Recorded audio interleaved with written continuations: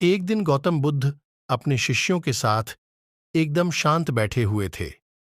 उन्हें इस प्रकार बैठे हुए देख शिष्य चिंतित हुए कि कहीं वह अस्वस्थ तो नहीं है। एक शिष्य ने उनसे पूछा कि आज वह मौन क्यों बैठे हैं, क्या शिष्यों से कोई गलती हो गई है? इसी बीच एक अन्य शिष्य ने पूछा कि क्या वह अस्वस्थ हैं, पर बुद्ध मौन रहे। तभी कुछ दूर खड़ा व्यक्ति जोर से चिल्लाया, आज मुझे सभा में बैठने की अनुमति क्यों नहीं दी गई है?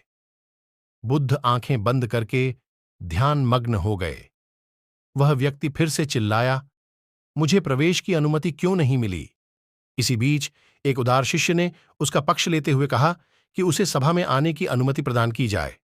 बुद्ध ने आंखें खोलीं और बोले, नहीं, वह अछूत है, उसे आज्ञा नहीं दी जा सकती।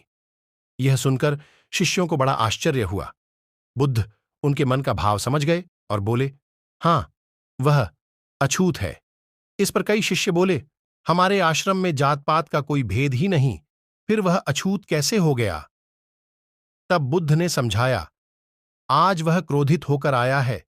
क्रोध से जीवन की एकाग्रता भंग होती है। क्रोधी व्यक्ति प्राय मानसिक हिंसा कर बैठता है, इसलिए जब तक वह क्रोध में रहता है तब तक अछूत होता है। इसलिए उसे कुछ समय एकांत में खड़े रहना चाहिए। क्रोधित शिष्य भी बुद्ध की बातें सुन रहा था। पश्चाताप की अग्नि में तपकर वह समझ चुका था कि अहिंसा ही मनुष्य का महान कर्तव्य व परम धर्म है। वह बुद्ध के चरणों में गिर पड़ा और कभी क्रोध न करने का प्रण लिया।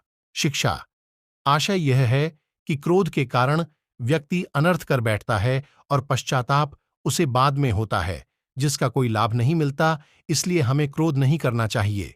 असल मायने में क्रोधित व्यक्ति अछूत हो जाता है और उसे अकेला छोड़ देना चाहिए। क्रोध करने से तन, मन और धन तीनों की हानि होती है। क्रोध से ज्यादा हानिकारक कोई और वस्तु नहीं है।